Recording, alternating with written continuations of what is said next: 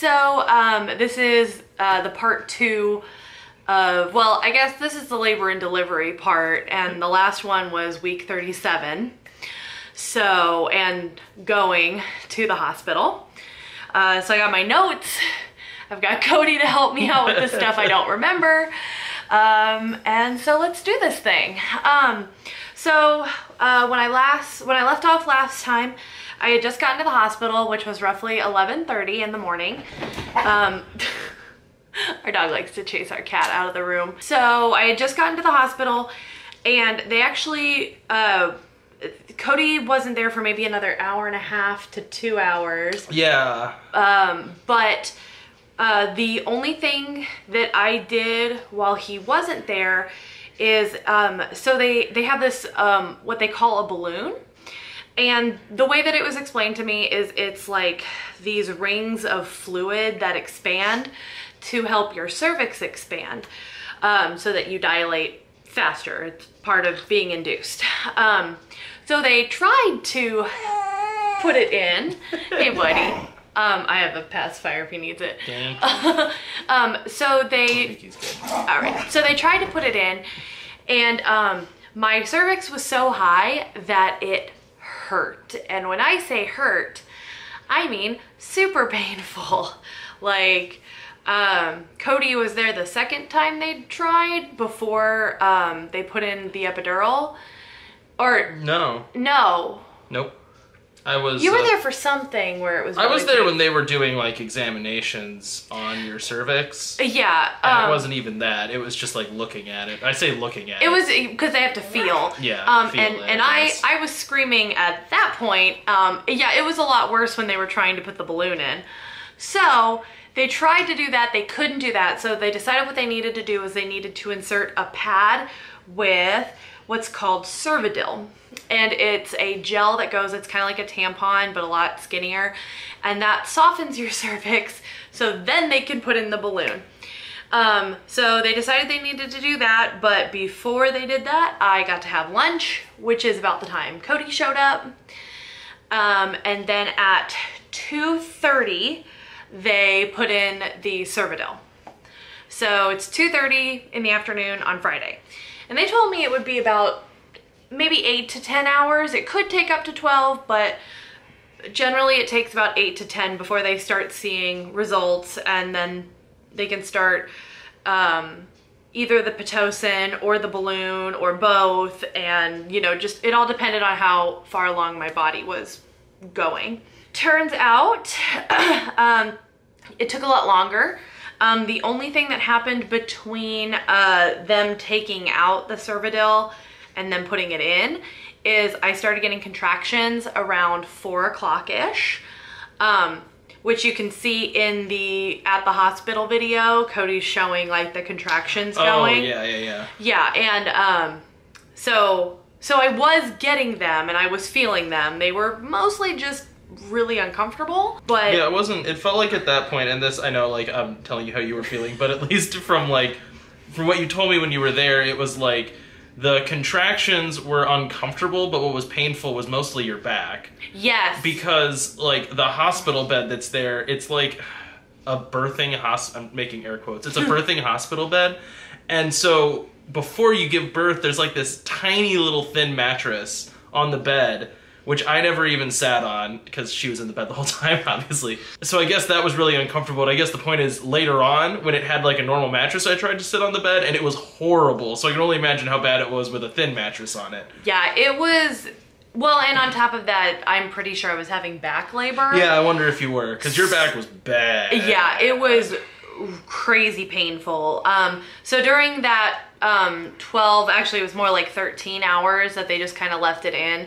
Because that's another thing, just in general, like a hospital will tell you, oh, we'll take care of this in 15 minutes, but by 15 minutes, they really mean like an hour. Yeah, that's very true. And a lot of it has to do with, you know, what else is going on at the time. Yeah, it's like, it's never like we felt like, I don't want to say we felt like we were being neglected, but it's we weren't in an emergency, so like we were probably usually like pretty low priority of like, oh, we need to get this in eventually. Like, you know, like as long as I wasn't hurting or things weren't happening it was like, okay, this has to be done, but we can get to it when we get to it. Also felt like everything kind of happened at night. You know what I mean? Yeah, basically everything for us happened at night. Our days were very, very slow. But okay, so the only other thing is during that like 12, 13 hours, they did get me an exercise ball, which I will, if I were to go into labor next time, because we are hoping to have a second kid still after all this, I'll probably want to bring mine because it's a little bit taller,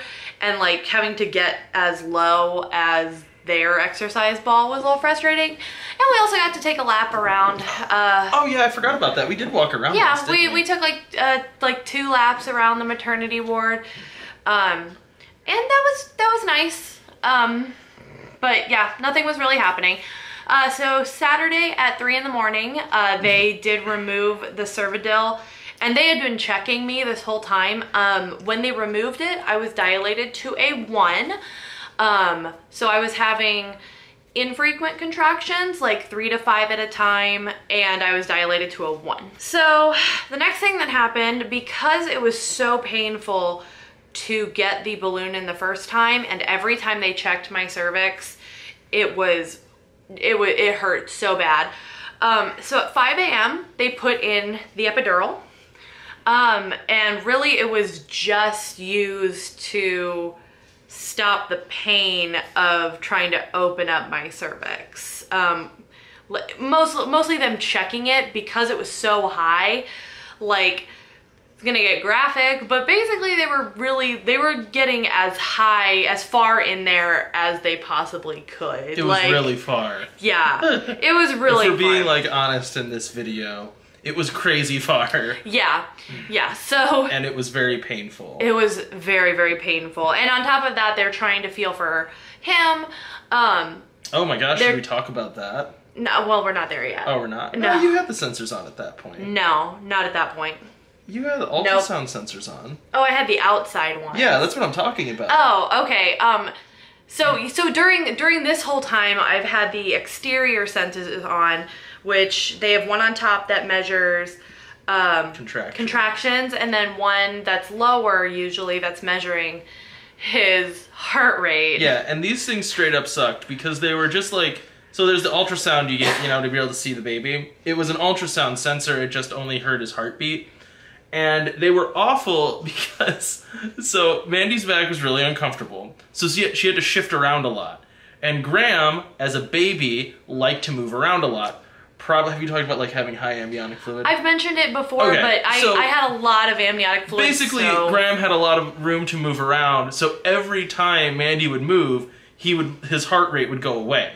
And it wasn't because his heart was stopping, it was because he would move away from the sensor because he's never liked having any sensors on the belly. He would always push on them or move away from them.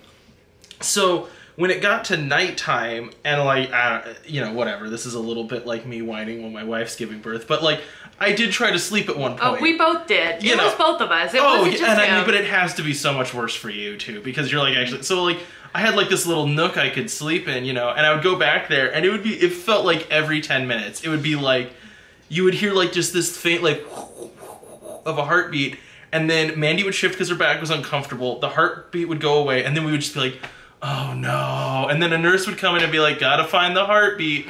And then they crank the volume up on the ultrasound so they can find it again.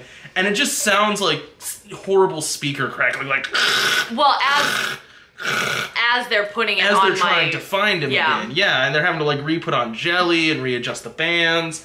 So it was very difficult. Even though really at that point, really we probably both could have slept, but it was just because of trying to keep a heart rate monitor on him that it was very difficult to really sleep at all. Yeah, and the monitors, they definitely kept them all really loud too so that we could say if we didn't hear him. Yeah. So that was fun. Sorry, I didn't mean to interrupt. No, that's fine. That's an important... I feel like it's pertinent. I feel like it's an important part of this story because it sets up what happens. It's the part that I remember the most. Well, it's also what happens later. Yeah, well, it's just the truest thing about this thing. So much fun. But anyway, okay, so 5 a.m. they do the epidural. The I think it's the RNCA, yeah. the anesthesiologist, I hope I said that right, he was very, very sweet. He's cool guy. And was only super frustrating because, and it wasn't his fault at all, but I guess what can happen is when they put it in, even if they get it perfect, it could hit a blood vessel or something. So the guy stuck me 3 times in the back, which wasn't even like, that part was not painful really. Like, because they had numbed you. Yeah, because they numbed me, and it was just, you know, you feel the pressure in the prick, which is a little uncomfortable. But really what the problem is the position they had me in, because yeah. So you're sitting on the edge of the bed and you're like leaning over, but like my belly was so big, and your back was killing and you. my back was killing me. So I wasn't even bending my back, but you're having to like hunch over, and that's what they tell you to do. And my back was in so much pain. I think it was after the second after they stuck me the second time. I think it was either the first or the second, and I want to say it was the second time. I had to take a break. Yeah. I had to be like, okay, and I'm still having contractions, by the way, which are just uncomfortable. It's not painful yet. But this is mean, but it was kind of funny because I had to like, I couldn't be like standing next to Mandy. Yeah. I had to just kind of like be sitting over in a corner because I needed to be like out of the way in case the anesthesiologist needed to do something. And so, like, I would see him be like, okay, arch your back. And then I would see Mandy, like, try to arch her back. And I could see the round it out. Yeah, it's like you're supposed to, like, kind of, like, you know, cup your back up like that instead of it being straight. You know, it's supposed to, like, cup out. And I think that gives them room to work, you know? And I could, like, see his face when he's like, all right, try to arch your back. Try to, like, make it stick. And it's just like, all right, never mind. Like, because it just was not happening. No. Because, yeah, like... You know, big tummy, contractions, horrible back pain. Well, and I was still I was still being very still. Yeah. Which is the more important part. I just wasn't sticking my back out. But either way, he told me he got it in the perfect place twice and must have hit like a blood vessel or something, because then the third time he got it, he literally said he shifted like a millimeter to the right or the left or something and hit it perfect. Like he was right where he needed to be. There's a very small margin of error, and he got it. It was just not going through or something. But anyway, so I finally got the epidural. So that was about 5 o'clock a.m. 5:40 a.m. they put the balloon in. I couldn't feel a thing, which was good compared to how I was feeling every time they, you know, were checking my cervix. Well, and the other thing too that like really, like obviously for like you didn't feel the whole like balloon thing, and they told us this might happen, but it also might not, is for the most part your back pain went away, right? My back pain did go away. And that was like the really horrible thing, was that you were having to shift around so much, and because it was like constant pain, and that kind of went away with the epidural. So that was good. Yeah. Especially considering how, like spoilers, how long we ended up sitting. Yeah. So at this point it's... Yeah, we haven't been there a full 24 hours yet, but so I want to say I think I may have put this down wrong, because I think they actually started Pitocin around the same time, and then they cut it. Yeah, and then they stopped it. But really at noon on Saturday, they really like officially started it, because I think I was finally dilated a little bit. And or a little bit more. And what they had told us about the balloon is once you hit 6 centimeters, I no idea of how much that actually is, but once you hit 6 centimeters, the balloon is just supposed to fall out. And so they said, you know, that could take the full 12 hours or it could take less.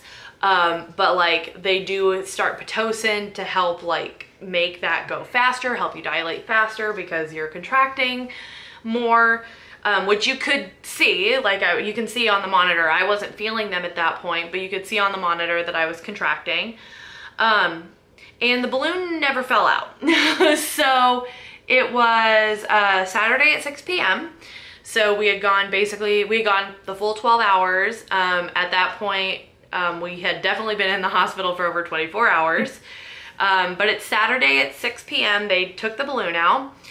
And I was actually dilated to about a 5-6, which the doctor was not expecting, and I don't think we were expecting since the balloon hadn't fallen out. Yeah, I figured they were going to be like, oh, you haven't really like dilated at all. It's just the balloons in there. But Yeah. actually we had like progressed. So. Yeah, so I had progressed, which was great. And that's when they decided to break my water, which was the part that at the time I was the most nervous about. Yeah, that was the scariest part. That was the scariest part because when I was 30, well, at the time. At the time. That was what we were most worried about ahead of the time. That was the scariest part because at 33 weeks when I had a fluid level of 30 and they, you know, they started prepping me for like if I had to give birth early, they said that what's worrisome about having that much fluid is that the cord could come out first instead of like the rush of water could send the cord out instead of the baby. And that would become an emergency. So I was super nervous about that, but the doctor and I want to say the nurse were both able to like they were able to feel where his head was and felt around, and they couldn't feel the cord by his head. So they were like, okay, I think it's like, we feel like it's safe enough to go ahead and break your water. They broke it. Even though I was super numb down there, I could tell there was a lot of fluid. There was a lot of fluid. There was a lot. Like I had prepped them ahead of time and told them that I had high amniotic fluid because they kept asking me like, why are you being induced? And I was like, didn't anyone check my records? But oh well. So I kept, and really the reasons which I talk about in the other video are that high amniotic fluid, high blood pressure, sudden weight gain, because I was retaining fluid, all of that, all of those issues. So they were aware and they had actually like put out extra like towels and stuff and everything was just soaked. So I definitely got that like gush of water breaking. It wasn't just like a gush, it was like 5 of them. Yeah, because every time she would go to check my cervix and see how it was doing, more fluid came out. It was a lot. It was a lot. It was kind of crazy. But okay, so that was at 6 p.m.-ish.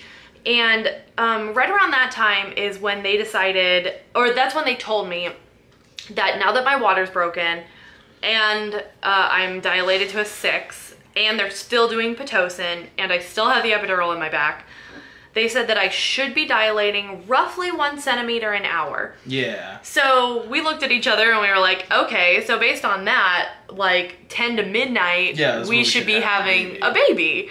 So I had like texted people like, hey, you know, best guess right now is like 10 to midnight. We're probably looking at having our baby. And so, you know, like we were kind of like, thought that was going to happen.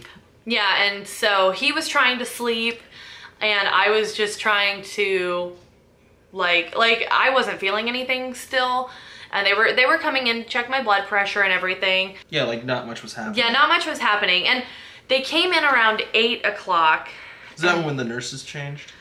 That's when nurses changed at 7. Yeah, so, and I think that was probably like at 7 we got a new nurse. And she was like, I think you're going to have a C-section. Yeah. And I think it was like she couldn't say that like officially because she wasn't like the OB. But she was like, She was great. She was great though because she actually asked me, she was like, would you prefer like more information or just for me to kind of give you like the very baseline? I was like, no, the more information, the better I feel. And she was like, yeah. So when she checked me around 8, she said, you really haven't dilated. Like you're definitely at a 6 now, but you're not, you're kind of at a 7. So it had been like 2 hours. No, I think I was just at a 6. But it had been 2 hours and she's like, yeah, you're still going really slow. The way it's looking right now, I'm thinking it's probably gonna be a C-section. And we're like, okay. There's actually something we forgot that's relevant. So when her water broke, there's a different type of heart rate monitor that attaches to the head. It's like a tiny little metal hook, which we think he had like a little scab from. But so they can actually like attach that directly to his head at that point. And that means that they no longer need the ultrasound external heart rate monitor. And what we were told in our birthing class is like these things never fall off ever. So don't even worry about it. Once you get that put on, no more worries about the heart rate. We can always find it. Yeah, they also That is important to note. They also at that point put in some, an internal contraction monitor. So we no longer had the ones on the outside, and it was going pretty good. So fast forward then, it's about 10:30 at night, which the good thing you brought that up because I was going to bring that up. But so 10:30, the heart rate monitor fell off because the nurse suddenly comes in and she grabs the external monitor and starts feeling on my stomach. And she's like, it's not a big deal, but we don't know what's going on with the baby's heart rate. And I was like, oh. And she goes, she like looks down and she's like, oh, it fell out. So they have to get like 3 other nurses, and they get it back in. And this part's also relevant because I hadn't given myself an extra, like, because I had a little button that I could press to give myself more of an epidural. They call it like an extra shot. And I hadn't done that all day. And when they were trying to put the heart rate monitor back on his head, all of a sudden I was starting to feel it again. And I was like, oh, good. So I gave myself my first shot. I think I only had to do that once. Somewhere in the next 2 hours or so, 2 to 3 hours, we also had a thing where Cody fell asleep. Well, that happened twice. So the first time, I think... Oh, the monitor fell off twice? No, me falling asleep and then waking up to something bad. Oh, yeah. Because I think... this is a little bit spoilery because you haven't covered it, but... Was the oxygen mask before or after the heart rate monitor falling off? Actually, it might have been before. I think it was before. So, yeah, this is something I forgot to write down. Yeah, so from my perspective, I go to sleep, sometime at 10, whatever. And I wake up at one point, and Mandy says from, like, the other room, because there's, like, a curtain between us, she's like, hey, don't freak out, I'm wearing an oxygen mask, no big deal. And I'm like, okay. And the reason I was wearing an oxygen mask is one of the times that they put me on my back to check me, which that must have been... Yeah, that must have been the 10 o'clock, check. But when they put me back, his heart rate dropped. And she was like, so the next, or maybe that was like at the 8 o'clock or something. Yeah, or, something like that. Either way, then the next time she was like, okay, we're going to have you put on the oxygen mask because it might just be that when you go back, he's not getting enough oxygen, enough air, and that's why his heart rate's dropping. So I had the oxygen mask on. They put me down, checked me, everything was fine. His heart rate didn't go down again. But I did have to keep it on for a little bit. And then the second time he woke up is when the heart rate monitor fell off. Yeah. And they had me keep the mask on just in case. So that was a little scary. Yeah. Like I woke up and walked out and they're like, we can't find his heart rate. Like, what?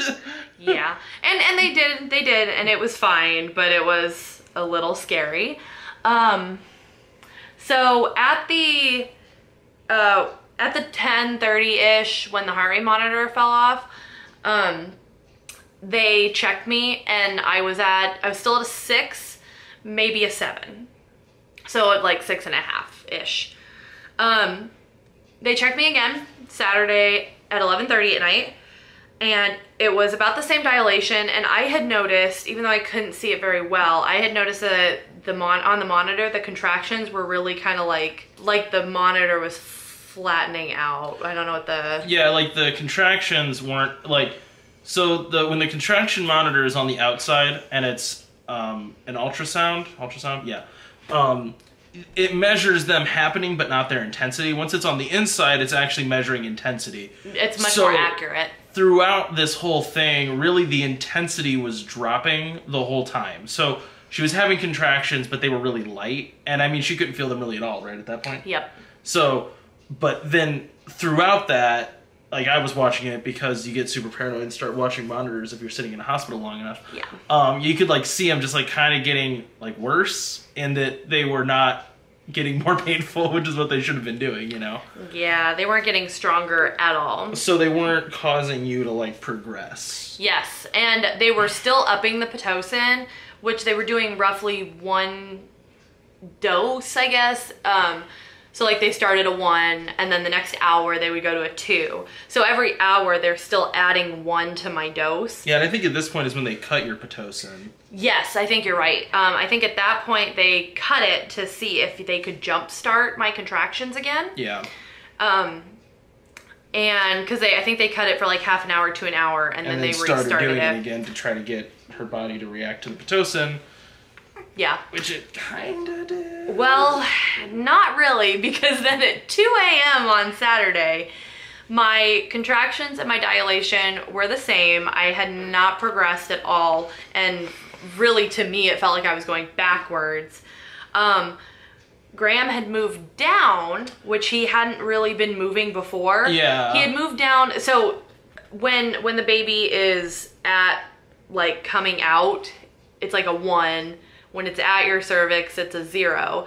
And then there's -1, -2, -3 for how far up he is in your body. And they were saying basically the entire night that I was -3 or higher. Yeah. So he maybe dropped to a -3, -2 by 2 a.m. on Sunday, but that was not the kind of progress they wanted to see, especially when they had been telling me I should be dilating a centimeter an hour. It's 2 a.m.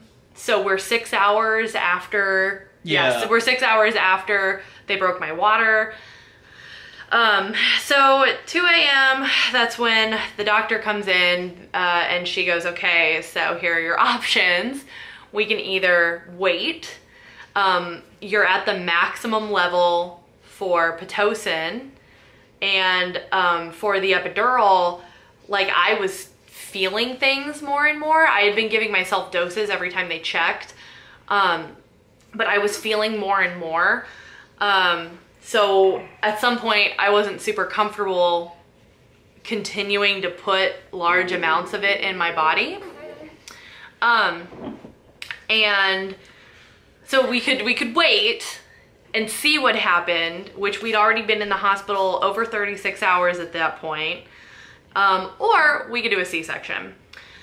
And really, when I had been talking to the nurse throughout the night, I could kind of just, like, I was there. We were both there. We had been in the hospital for so long. And well, and even though like you weren't in a lot of pain, like you can't eat when you're on an epidural, you also can't get up. So she'd been sitting in bed for like 36 hours. Not for 36 hours. Oh yeah, I guess more like 30. It was over 24. Yeah. Because but you also couldn't eat, you couldn't leave the bed. We'd just been sitting there, and I mean, like, it's horrible to say in a way, but man, it's boring to sit in a hospital. Just like, maybe something's gonna happen now. Like, nope. Yeah, it was really rough. And, you know, a lot of inductions, you hear about them going pretty fast. Yeah, like, that's what you think, and it's like, not necessarily. No. Not if you're not ready at all to, like, your body's not trying to give birth. Yeah, and really it was just a lot of things adding up. You know, obviously you can have, like, frozen ice, and there's like popsicles. There was like a protein shake type thing, which that was a thing that happened at one point. When they gave me the epidural, they pumped me full of more fluid because you can dehydrate and your blood pressure can suddenly drop, and my blood pressure dropped so low that I threw up when they gave me the epidural. And it was just like, there was just so much that I was like, we're done.